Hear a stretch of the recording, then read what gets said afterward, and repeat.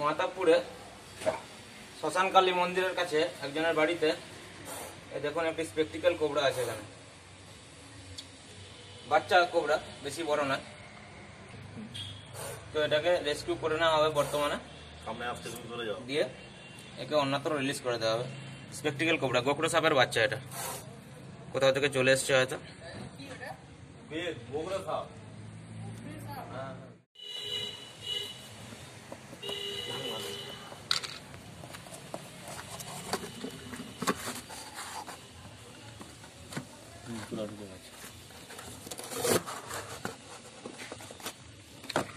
মাথা নিচে আছে না, মাথা উপরে আছে।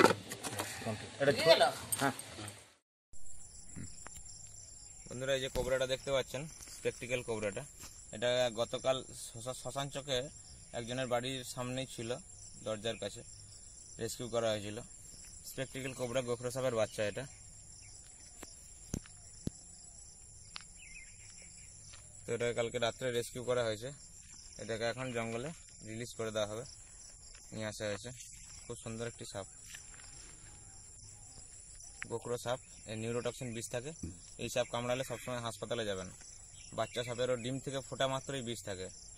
সাপের ডিম থেকে ফোটা মাত্রই বিষ থাকে। কেউ ভাববেন না বাচ্চা সাপ বলে বিষ নেই বা কিছু। ডিম থেকে ফোটা মাত্রই এই সাপের বিষ থাকে।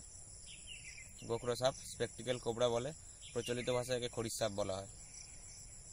তো ওকে এখন রিলিজ করে দেওয়া হচ্ছে জঙ্গলে, যাতে সুস্থ সবল থাকতে পারে। এখানটা রিলিজ করে দিয়েছে।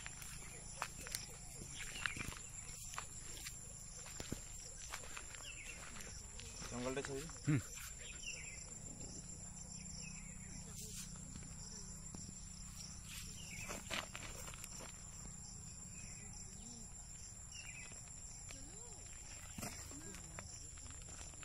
ছেড়ে দে, যাচ্ছে না ওইদিকে, থাক না, এদিকেই যাবে। কি আছে,